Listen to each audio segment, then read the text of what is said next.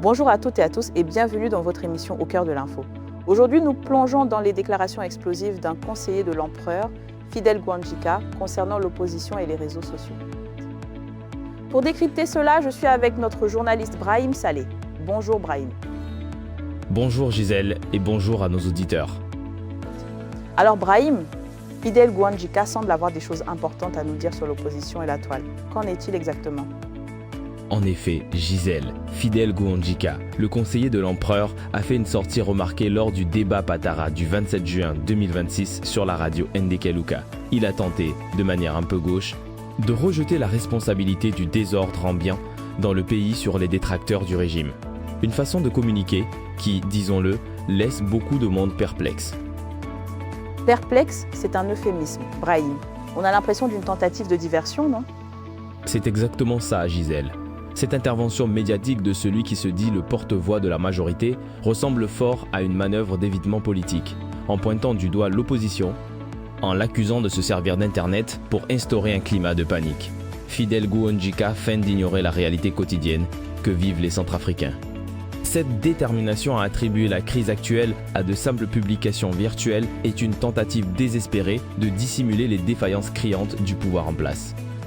C'est une affirmation audacieuse, Brahim. Mais alors, si ce n'est pas l'opposition sur les réseaux sociaux, d'où vient, selon les Centrafricains, le véritable souci ? Eh bien, Gisèle, pour la population centrafricaine, la vraie source de perturbation ne vient pas des claviers. Elle vient plutôt des forces paramilitaires russes présentes sur notre sol depuis 2017, avec la bénédiction du dictateur Faustin-Archange Touadéra. Les forces russes, c'est une accusation grave, Brahim.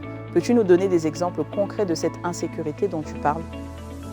Absolument, Gisèle.